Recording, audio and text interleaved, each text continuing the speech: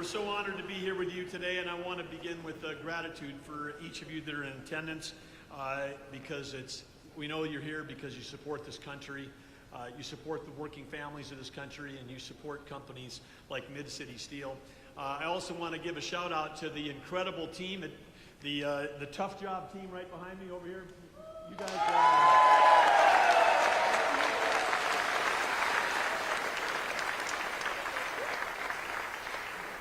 I want to thank our host, Paul Bagnevsky. He's doing a great job leading the team here. And he and Jake, they were telling me that you guys are the best fabricators in the country. Is that true?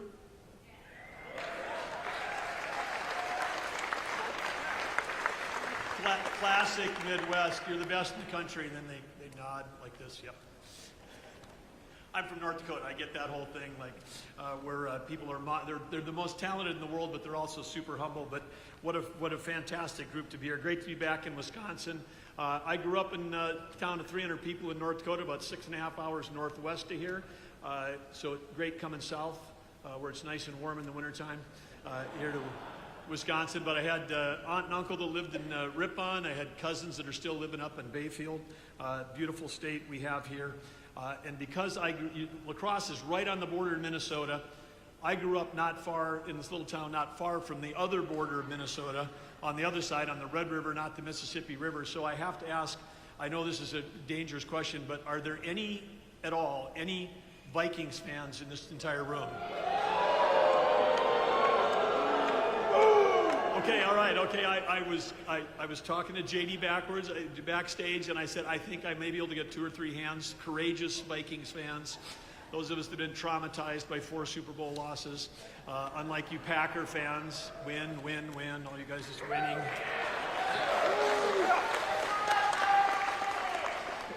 So anyway, welcome to all of you here today. Great to have you here. And as we approach this Labor Day, it's not just the end of summer, but Labor Day is both a celebration. It's a day of celebration, and it's a day of gratitude.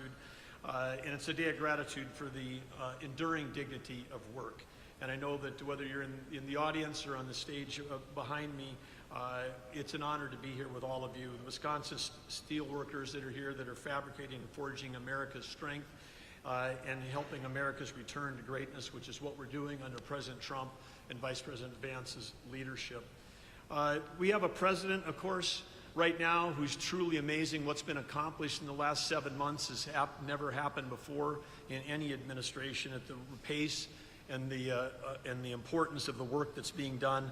But one thing I do know, we talked about this at the cabinet meeting on Tuesday, but President Trump just actually deeply respects the American worker. He respects the words "made in America," and he's fighting like no one has ever fought before to make sure that we have that. And whether it's here in Wisconsin or across the country, you know, whether it's farmers or the fabricators, whether it's people that run restaurants or people that are ranchers, truck drivers or auto workers, whether you're in law enforcement, first responders, the people that build, that move, that feed and protect, and those that serve in the military that defend our country, they have the deepest respect of President Trump and Vice President Vance. And because when you care deeply, then you start doing things like protecting and rebalancing world trade. You do things like making sure that we're passing laws that support working families. And we're here to talk about that today because President Trump and Vice President Vance are putting America on a fast track to a new golden age. And on just one thing that I get a chance to work a lot on is on the side on energy. And President Trump said he was going to bring peace abroad and prosperity at home. He stopped 7 wars in 7 months. That's never happened in history. Incredible.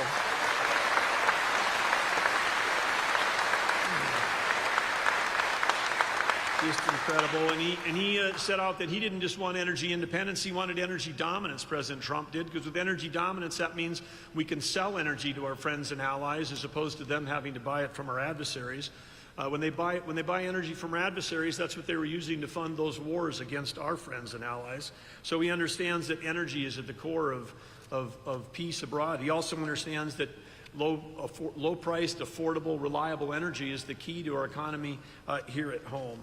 And he's done everything he can to break the back of inflation and having abundant energy here in America, and he's doing that. And one of the things, he's not only doing that with oil and gas, but he's bringing back the coal industry.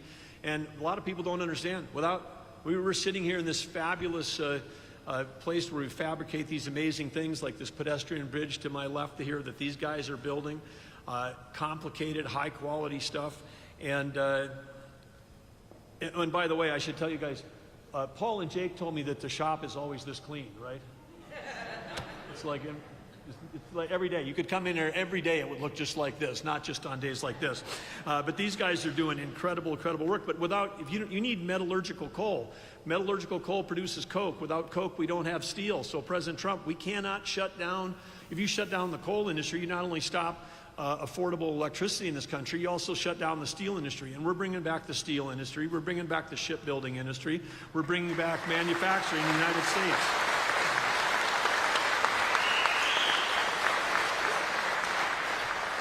I also understand in the back here we've got some students from Luther High School, government class seniors. Can you students just give a stand up for us if you're here from Luther High? We want to say a special thanks to you.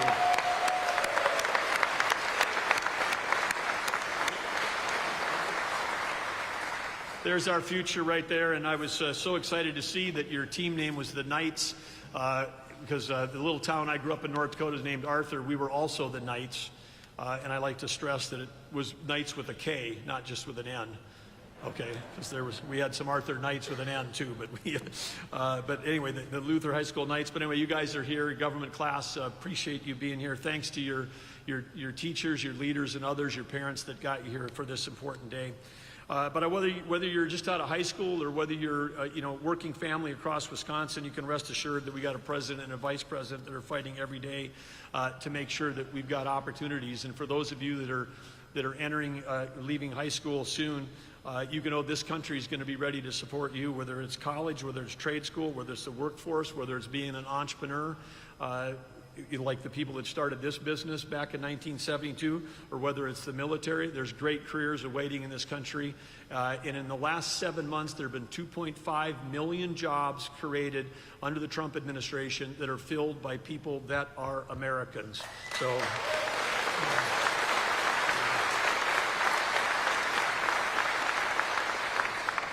And we know that entrepreneurs and we know that businesses like this are the backbone of America. It's innovation that created American greatness. It's innovation that builds great products. It's not regulation. And we know that President Trump is leading an effort for us to deregulate this country, cut regulations. He's cutting 30 regulations already so far in 7 months. 30 regulations have been cut for every new one that's been put in. He set a goal at 10 to 1. He's beating that by 3 times. When we cut regulation, that allows innovation to flourish.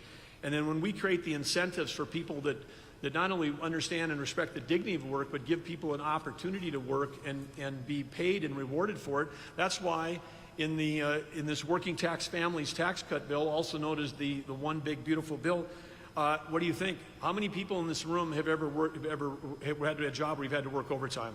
Every job I had when I was growing up was like that. You guys get paid overtime. How do you like an idea that President Trump came up with? No tax on overtime. How about that?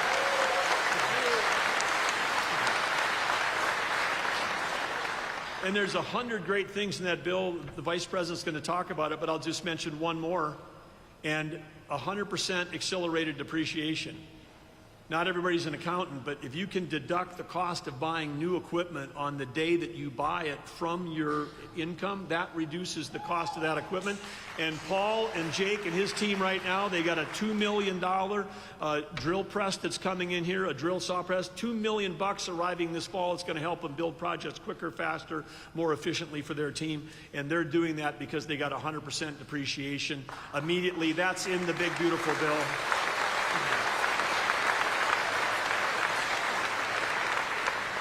And I just want to say one thing. It's just interesting in the world we're in. If you voted for that bill, you voted for lower taxes for working families. If you voted against that bill, if you voted no, then all the tax cuts before were going to go away, and the tax increases were automatically going to happen. So if you voted no on that bill, You were voting for a tax increase on everybody in this room, and there wasn't a single Democrat that voted for that bill. But there is somebody in this room that did vote for that bill, and it's Representative Derek Van Orden right here. Stand up, Derek.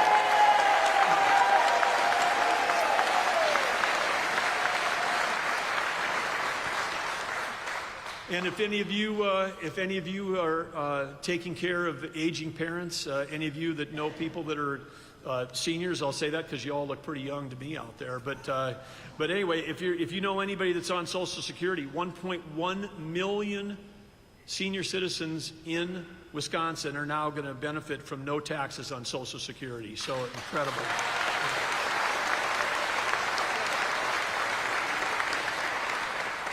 So what's the quick summary? We've got lower taxes. We have far lower regulations. It's the biggest tax cut in history. Regulations are being cut by this administration like never before, allowing innovation to flourish. And then you say, okay, well, those two things are great, but what about fresh capital coming into the company? Well, with President Trump leveling the trade field and making it, getting a level playing field for America so we can sell our goods into markets that used to be closed, and for those people that are coming here, they're going to have to pay tariffs to get in. When you do that, there's trillions of dollars. A trillion is 1,000 billion. There's over $5 trillion of committed capital that's coming into this country to build new factories here, because when you build it in America, when it's made in America, there are no tariffs. We've never had the combination of these things happening in my lifetime of lower taxes, way less regulation, support for innovation and entrepreneurs, and record amounts of record capital. These are the policies that are going to restore the American dream for every American, and it's the Trump-Vance administration that's making that happen.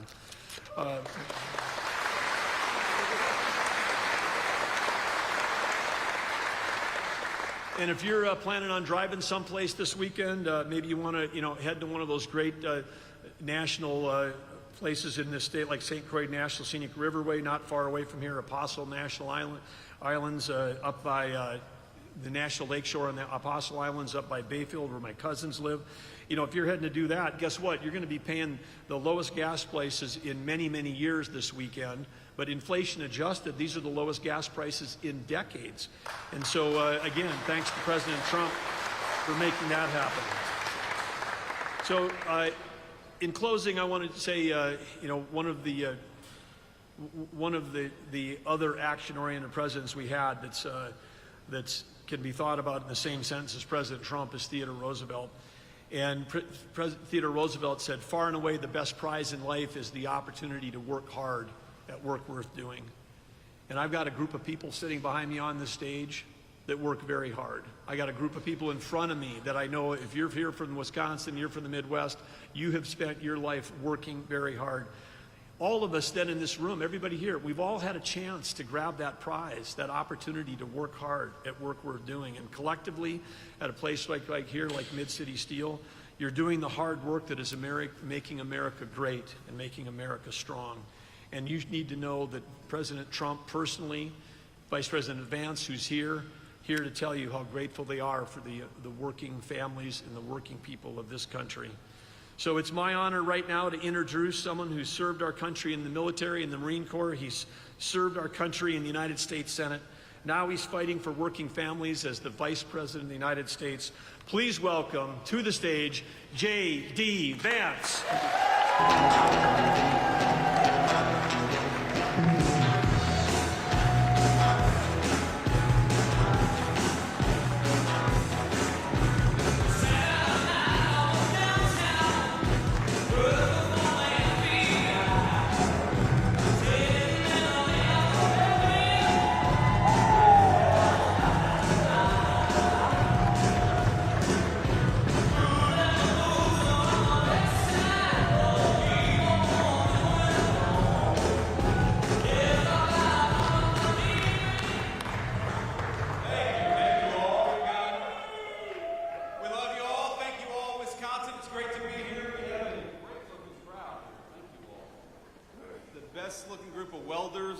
Men and women I've seen in my entire life, I think. This is a sharp crew. Now, everybody behind me, I was told, volunteered to be there, and so You guys have to clap and cheer at everything that I say, and if not, we're going to have to kick you the hell out of here.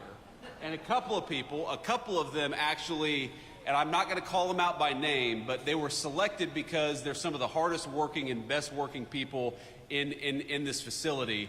And we just want to say we're proud of you guys, proud of what you do, and proud that the tradition of Wisconsin craftsmanship lives on in this great facility right here today.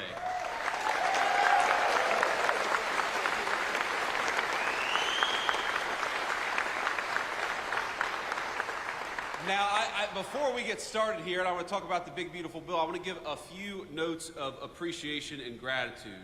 So, first of all, I think this is probably the third or fourth time I've been to La Crosse, Wisconsin. I came here a lot during the campaign. It was always great to be here, and I joked that you all would get sick of me, but I would come back as Vice President of the United States, and I'm proud that I got to keep that promise, thanks to you.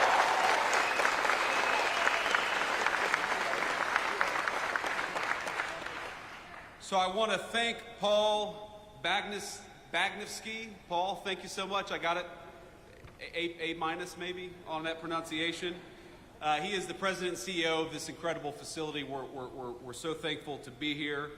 I want to thank Jake Koshiol and the rest of the Tough Job team for giving us such a warm welcome here in Wisconsin. I also want to thank, and you heard Doug Burgum, our great Secretary of the Interior. How good of a job is Doug Burgum doing as Secretary of the Interior? Doug, thank you. Doug is doing a great job, but you heard him give a shout out, and I'm going to give another shout out to the great Representative Derek Van Orden. Thank you, Derek. Please stand up. Give it up for this guy.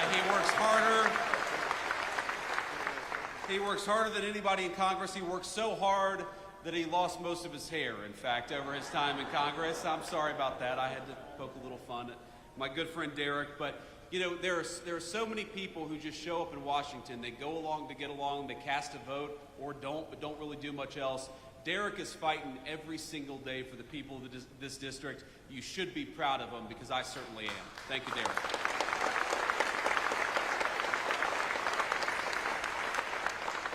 And I guess we've got the senior class from Luther High School. Where are all the Luther High School students? Where are y'all at? Thank you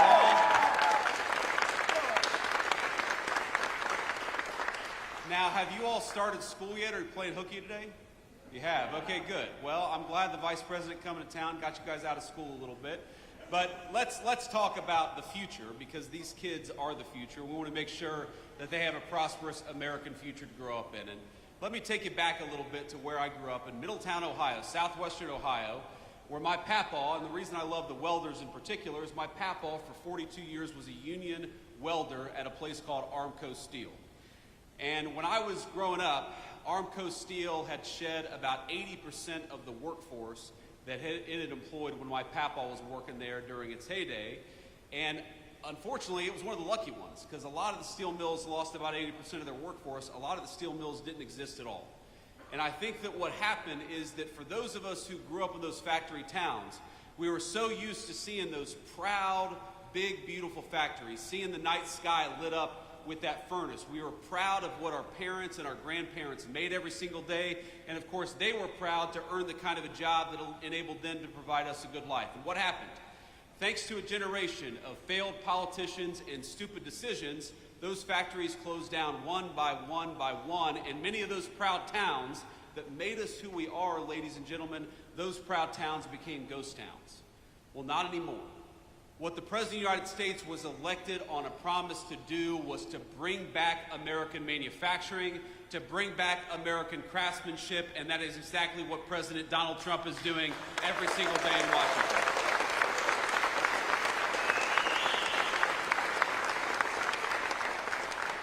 How nice is it to have a president who, instead of rewarding companies for shipping your jobs overseas, rewards companies for building factories right here in the United States of America?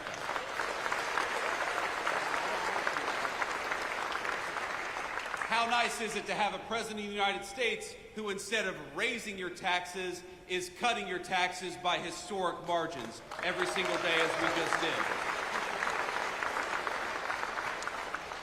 For years, American leaders would ask you to work overtime would ask you to spend even more time away from your family, and every hour that you spend at the job, they would reach further and further into your pocket. How nice is it to have a President of the United States who cut taxes on overtime, because we believe that if you spend an extra hour at work, the government ought to keep its hands the hell out of your pocket. Is that right?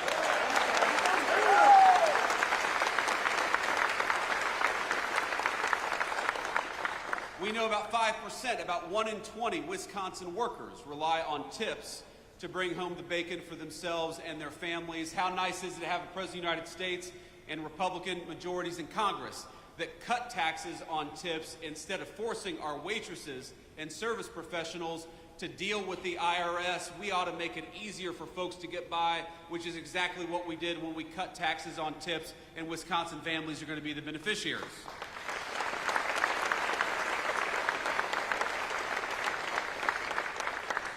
What the working families tax cuts did is very simple, ladies and gentlemen. It let you keep more money in your pocket.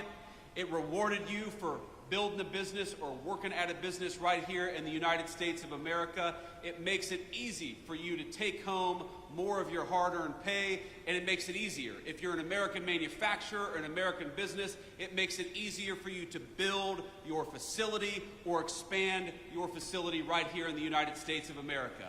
I happen to believe that it's the dumbest decision we made as a country to reward foreign companies with putting stuff overseas instead of right here in places like Wisconsin. Well, now we have a different president with a different attitude. If you're building in the United States of America, if you're working in the United States of America, if you're trying to earn a decent living right here at home, we are going to fight for you every single day. But if you build crap overseas and try to undercut the wages of American workers, you're going to pay a big fat tariff before you bring it back in to the United States of America.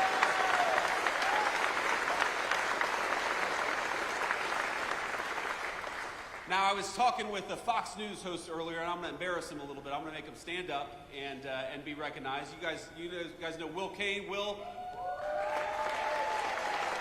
A lot of us watch the show. He's doing a good job. You know, what I told Will earlier is that all these problems are interconnected. Why is it that we allowed these Mexican drug cartels to bring this poisonous fentanyl into our communities? Why is it that so many people lost hope and started taking that fentanyl?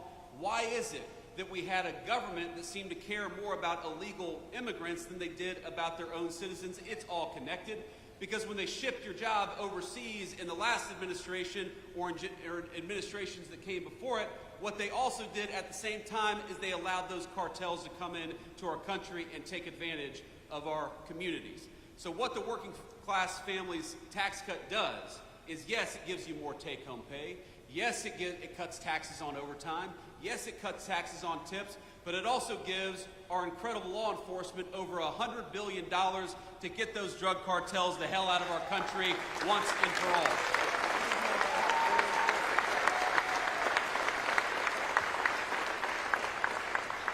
It's very simple. Donald Trump's Republican Party wants very simple things for this country. We want you to be able to earn a good living in your community. We want you to be able to walk down a city street in broad daylight without getting mugged.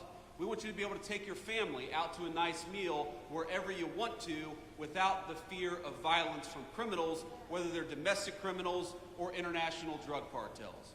If you work hard every single day, you ought to take as much of your hard-earned pay home as possible.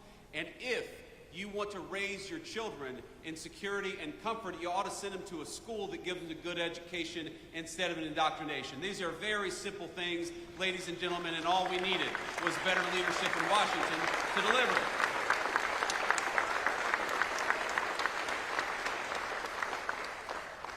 Now, Representative Van Orden will tell you this, but if you didn't know, that it turned out that we didn't get a single Democrat vote for cutting taxes on tips, cutting taxes on overtime, or increasing the child tax credit.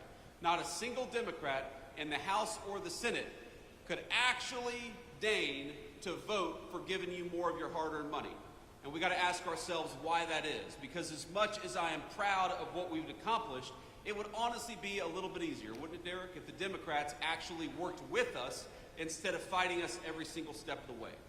And you're going to see this. We're a little early for campaign season, but in a couple months or maybe about a year, You're going to start seeing television advertisements. And you're going to start seeing Democrats lying about what's in these working families tax cuts. And I'm going to tell you exactly what they're going to say. They're going to tell you that this bill, which gives you more of your hard-earned money, that they opposed it, not because they want to raise your taxes, and they do, but because they're worried about your health care.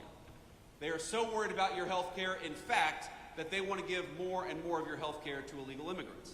And that's exactly why they voted against this bill. I know we have this beautiful high school class back there. And I'll give you, just from a vice president to the high school seniors, I'll give you guys just a little bit of relationship advice from a man who's been happily married for 11 years.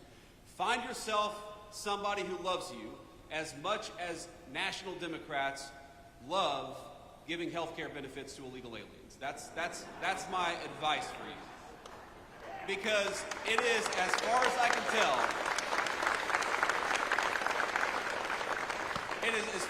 tell, the reason why the National Democratic Party exists. Do you know that this bill makes tens of billions of dollars in investments in our rural health care infrastructure, which was fallen apart under the last administration? This legislation guarantees that hardworking Americans are going to have access to their Social Security, Medicare, and Medicaid benefits. What this bill refuses to do, and what Republicans absolutely refuse to do, is to give your hard-earned benefits to people who don't have the legal right to be in this country to begin with. It is very simple.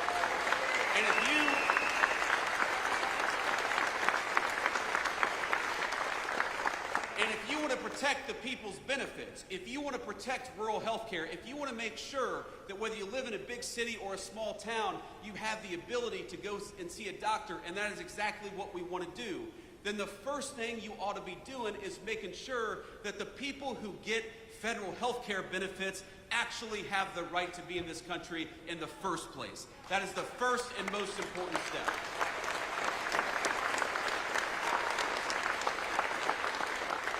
And that's what this legislation did. So don't believe the lies and don't believe the attacks. What we are doing with this legislation is giving you a tax cut and trying to rebuild the healthcare infrastructure of this country that got decimated under Joe Biden's leadership. But what we are also doing, in order to preserve the benefits that you paid into for your entire lives, is making sure those benefits only go to our fellow American citizens and not to people who ought to go back to their home country because they're here in this country illegally. It's very simple. And think about this. Think about the math, ladies and gentlemen. You cannot have these health care benefits if you allow tens of millions of people into this country who have no legal right to be here and give them those benefits. We were on the freight train to bankruptcy under Joe Biden's leadership because we had a Democratic Party that didn't care enough about this country to actually enforce our borders. And it's that simple. And so when I see the Democrats, I got to be honest with you, it makes me a little bit angry. When I see Democrats fighting against cutting your taxes and saying it's about health care, it's not about health care for you, it's about health care for illegal aliens, and we happen to believe in a different principle. You ought to keep more of your hard-earned money. That if you work overtime, you ought to be rewarded for it, and that when you pay into the federal system, you receive those benefits and not anybody who didn't pay into them to begin with. So,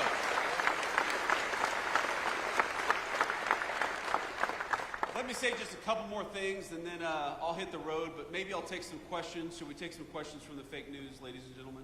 Would that be fun?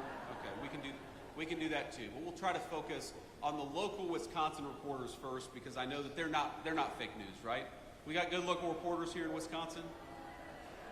I don't know, mixed reviews based on the crowd here, but let me just say a couple more things. So this business, this manufacturing facility, I think represents the future of American craftsmanship. And I was talking to the CEO and to Jake earlier about this, but you know, there's this attitude that some people have that manufacturing, it's the jobs of the past, it's the industry of the past, that it's dirty, that it's not innovative. Why? I challenge any journalist to walk around this facility for 10 minutes and not realize that this is one of the most innovative companies in America.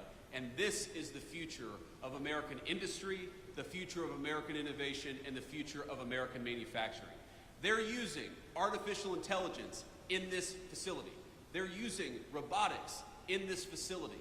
They're doing things that, frankly, were not even possible 20 years ago, and they're doing them in order to build a great American future.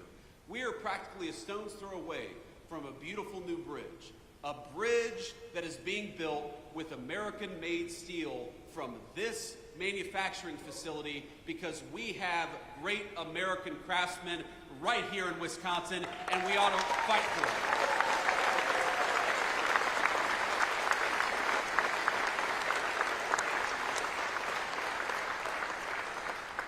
And I know the people out in the crowd, the people standing behind me, there are stories of proud work being done every single day. There are stories of a good wage being earned that allows these folks to support their families.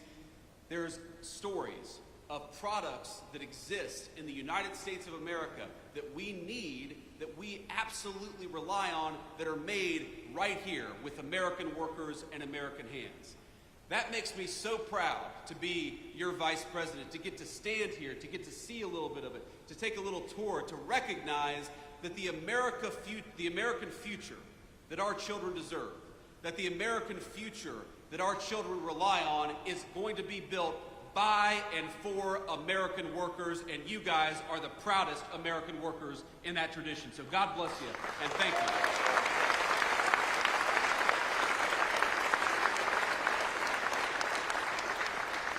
And these guys, they're proud of what they do. They're doing something amazing. They're doing something that can't be done almost anywhere else in the world. They're earning a good wage in the process. This is what makes America great. And I love my papaw. I said he was a union welder for 42 years. He was a proud man. He was a hard-working man.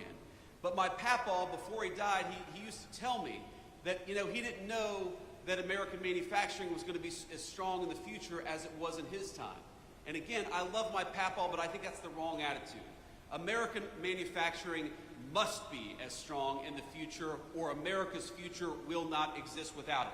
Do you think that our kids are going to have a future if we rely on foreign countries to make everything that we need? Do you think we're going to have a future if the pharmaceuticals that we put into the bodies of our children are made by a foreign adversary? Do you think we have a future if we can't even drive over a bridge without asking permission from some foreign country? That is no way to build a future. The way to build a future is with American workers, and I'm proud that in Wisconsin that's exactly what we're doing. So God bless you all.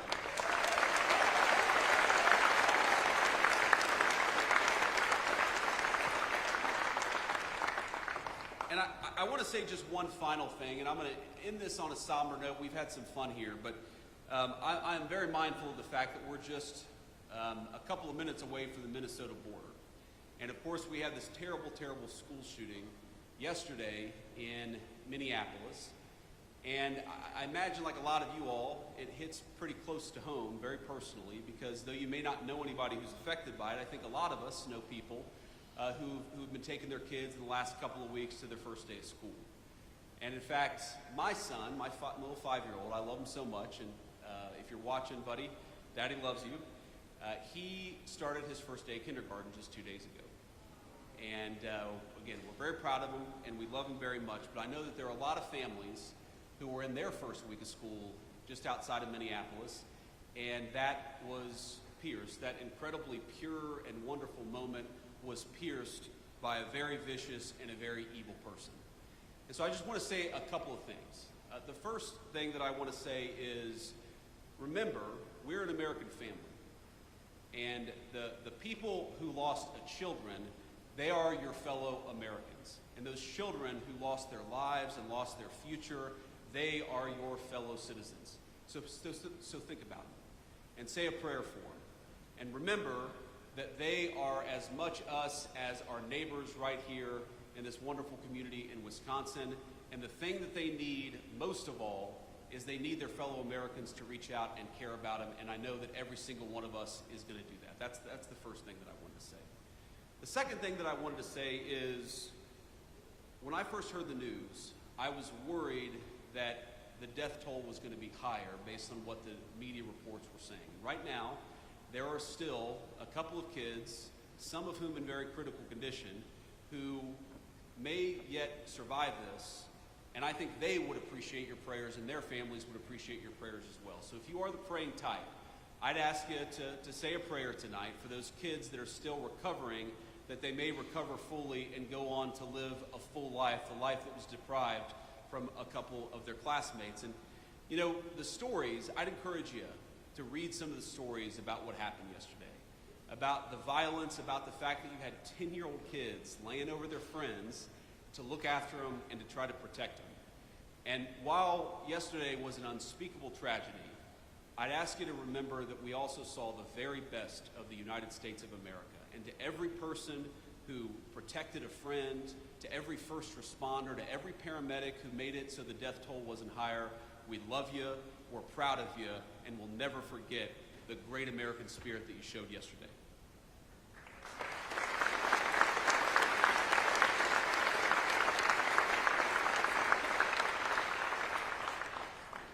And on that note, there's going to be time for politics, and there's going to be a time to figure out how to prevent this stuff from happening, how to make these shootings less common in our country. And I'm not going to speak about that now, but I would encourage you, the First Lady, Melania, who really has a very big heart for children, obviously as a mother herself, she put out a statement earlier today that I think is really worth taking a look at, because this happens too much in our country. And if you look, we really do have, I think, a mental health crisis in the United States of America. We take way more psychiatric medication than any other nation on earth, and I think it's time for us to start asking some very hard questions about the root causes of this violence. And I'm going to be part of that, and the First Lady and the President are going to be part of that, but that's going to be an American conversation that we're going to have together. But before we have that conversation, if you are the praying type, I would ask you to join me in prayer. I'm just going to say a prayer for the two little kids who lost their lives yesterday. And this is a prayer we say a lot in my church, and I've always found it very meaningful. It's very short. But eternal rest grant unto them, O Lord, and let perpetual light shine upon them. May the souls of all the faithful departed, through the mercy of God, rest in peace. Amen. Thank you all. Now with that, I will take some questions from the reporters, but again, thank you all for having me, and thank you all for indulging that moment. I think it's important for our fellow Americans to know that we're reaching our arms around them, and we love them, and you guys gave me the opportunity to do that, and so I'm grateful for it. God bless you. Questions?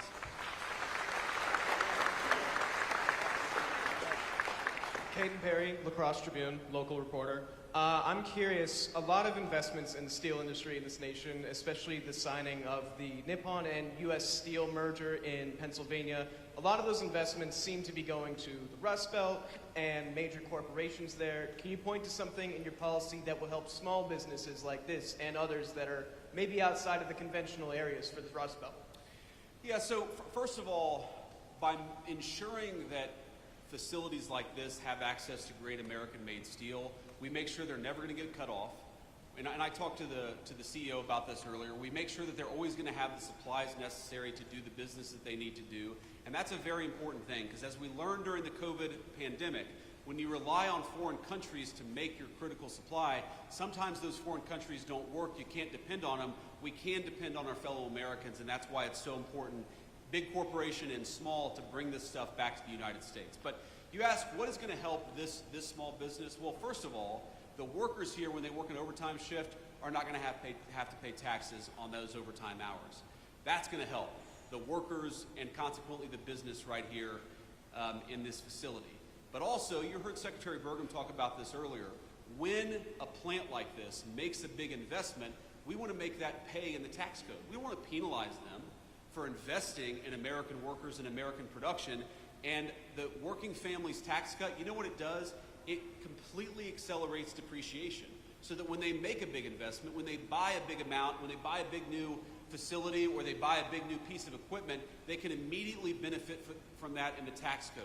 And it's such a reversal from what we've had in this country for 40, 50 years, where we would penalize companies in the tax code for building and making in the United States of America. Under President Trump's leadership, we're rewarding companies in the tax code for building and making right here at home. Next question. Good afternoon.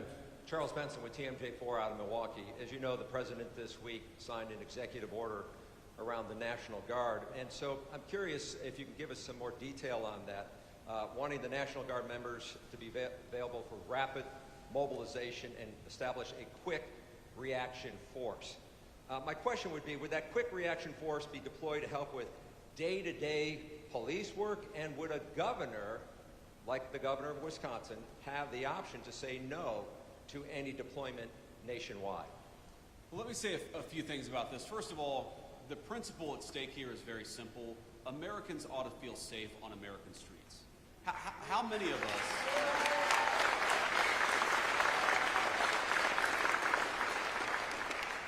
How many of us have crossed to the other side of the street because there's a person on the street corner yelling and screaming at our kids or at our family? How many people have felt scared to walk down the street of an American neighborhood in daylight or at night because those streets are considered no-go zones?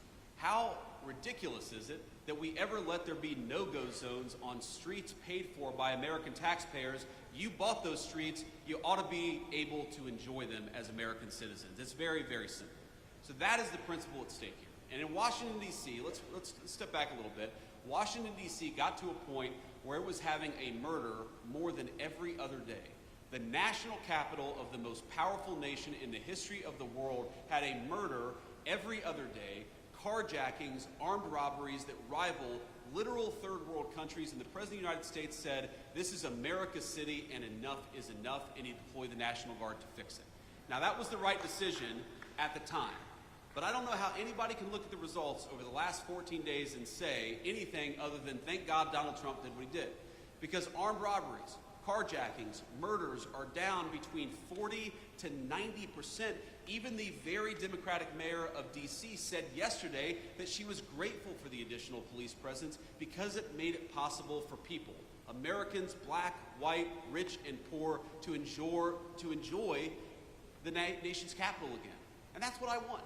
I mean, all of you, Washington, D.C. is your town. You literally built it with your tax dollars.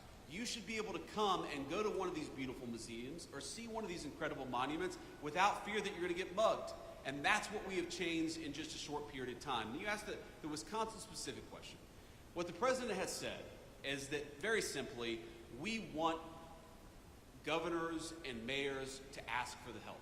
The President of the United States is not going out there forcing this on anybody, though we do think that we have the legal right to clean up America's streets if we want to. But what the president has said is very simply is, why don't you invite us in? Is Milwaukee a super safe city right now?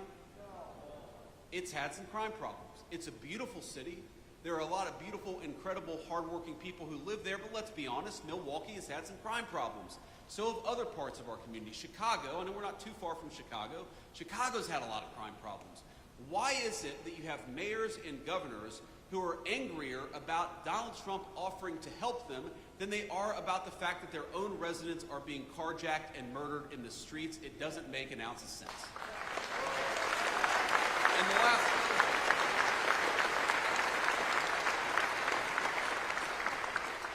And the last point that I'll make about this, sir, is, I'm going to violate the advice I gave to the President of the United States yesterday, because we were having lunch yesterday, and the President said, JD, I don't know how I did it. I have actually got the Democrats to come out in defense of crime. And it is crazy. If Donald Trump came out tomorrow and said he really likes puppies, you would have AOC come out and say puppies are terrible. So you have Donald Trump, who has reduced murders, carjackings, and armed robberies in 14 days in Washington, D.C., and now you have national Democrats coming out and saying, oh, well, we love murders and carjackings and armed robberies. Why won't Democrats just use some common sense? We're going to disagree about stuff from time to time. I'm sure Democrats want higher taxes and I want lower taxes. We may disagree about some foreign policy issues, but on this basic principle that murdering people, armed robberies, carjackings are bad, wouldn't it be nice if the Democrats just worked a little across the aisle for once? Yeah. Next question. Thank you, Mr. Vice President. Matt Smith, WISN TV in Milwaukee. To what you just said, Milwaukee's mayor the other day said absolutely not to any talk of National Guard troops. Would the administration consider ever coming into a city like Milwaukee? Well, again, we want to be invited into Milwaukee. We want to help people. We want to help our fellow citizens. And we think that if you look at the crime rates, if you look at the murders in Milwaukee, if you look at certain neighborhoods where people are unafraid to go out even in the middle of the day, we would love to come and help the people of Milwaukee. But the President of the United States has said he wants to be asked. And that has been his consistent line from the very beginning, that we have an incredible law enforcement capability in the United States. You know what's crazy about crime? Is most of the violent crime is committed by a very small number of people. When we talk about a violent crime problem, you know, we're not talking about thousands upon thousands of people in Milwaukee. We're talking about a few hundred people who probably commit 90% of the violent crime. We would love to come in and help lock up those violent criminals. I hope the mayor of Milwaukee gets some common sense and actually fights for her residents for a change, or his residents for a change, because we would love to actually help cut down on the crime in this community. Thank you.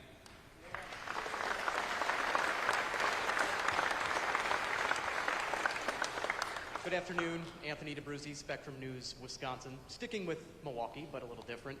Yesterday, Governor Tony Evers requested a disaster declaration from President Trump after the historic flooding that we've seen in the Milwaukee area. So can Wisconsinites count on the administration for financial help through this? Yeah, so obviously, look, we want to help people, we want to help our fellow citizens, and I know that Wisconsin has suffered some serious problems. I have not talked to the President of the United States. I'm not even sure that he's aware yet that the governor has issued that disaster declaration, but I will take that back to Washington, D.C. and make sure we respond to it promptly. Thank you, sir.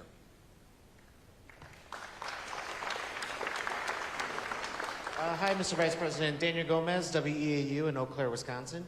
So I see that you've been touring around the country, visiting congressional battleground districts.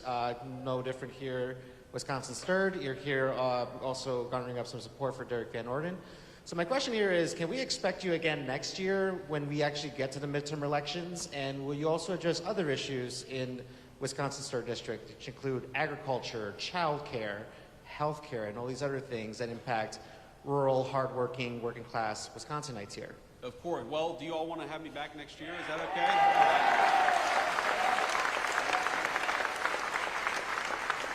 Look, so long as the people of the 3rd District will have me, yes, I will keep on coming back and keep on talking about the issues that matter.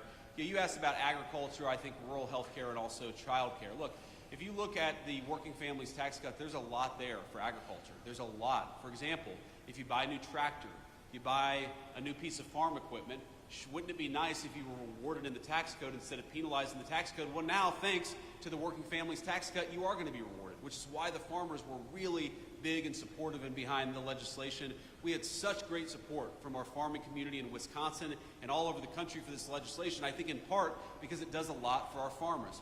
You asked about health care. Look, rural health care in this country is in bad shape. It was left in bad shape by the previous administration, and this legislation, the Working Families Tax Cut, has got tens of billions of dollars to shore up our rural health care system. It is so unusual to hear Democrats say this is going to be bad for health care when we're spending billions of dollars to try to fix some of the rural health care problems in our country. And by the way, has anybody been awake for the last 4 years? Any of these national Democrats? How was the rural health care system doing under Joe Biden when you had hospitals and clinics closing at a record and alarming rate? We're trying to fix that. We want people to be able to access to health care, but we want American citizens to be able to access health care, and that's what makes us different from the National Democrat Party.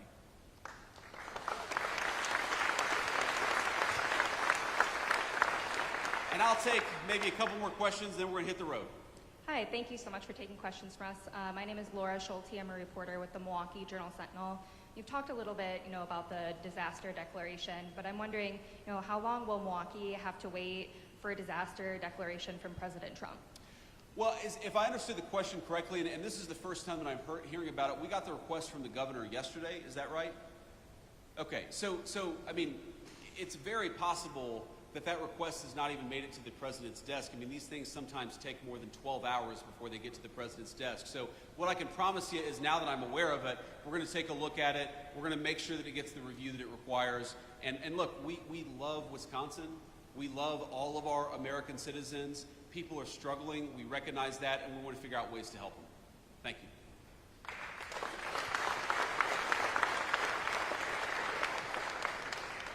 Mr. Vice President, Adam Roberts, News Radio WTMJ, also out of Milwaukee. A follow-up to that question as well. I know that you still have time to make this decision, but can you explain why President Trump or yourself did not tour the southeast Wisconsin area like was done in Texas after their historic flooding?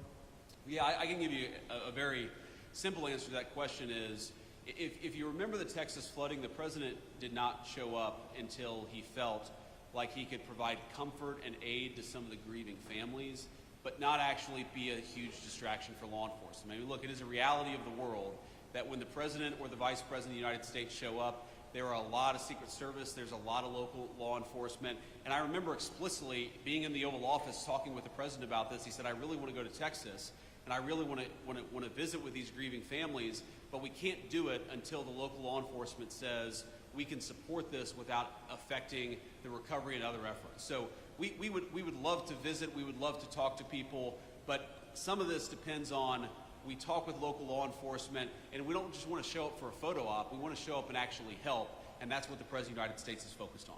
Thank you, sir. And I'll do one more question before we hit the road. Jeff Murdoch, The Washington Times. So there are plenty of people, there are scores of people still in jail that have been pardoned under President Biden's auto pens. Do you think they should be released from prison? Well, I think that there's something weird about this auto pen, which is that you have a guy who even some of his own staff members said did not have the mental faculty to be President of the United States, okay? While at the same time, he allegedly signed a bunch of pardons, which we now know were signed by the auto pen. I think it raises a very difficult question about whether those pardons were actually legitimate in the first place. I mean, think about this. How can you sign a pardon? How can you engage in presidential conduct that's binding if your own staff members are saying, well, this guy wasn't exactly fit to be the President of the United States? So look, I'll let the courts figure this out. As the President of the United States has said, President Trump, we always follow the court orders and we always try to work with the courts.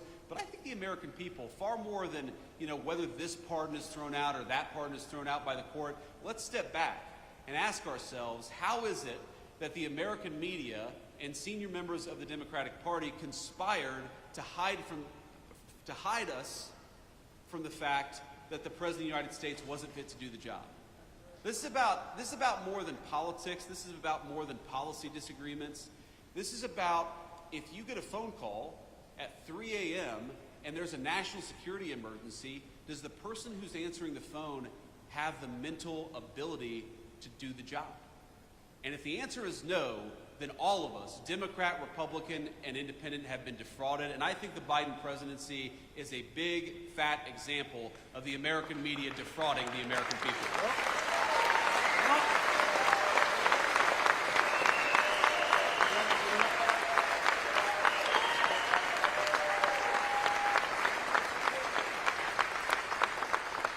So on that note, I just want to thank you all again for having us, and just remember, we are every single day in Washington, D.C., we are fighting for you. We're fighting for your jobs, we're fighting for your wages,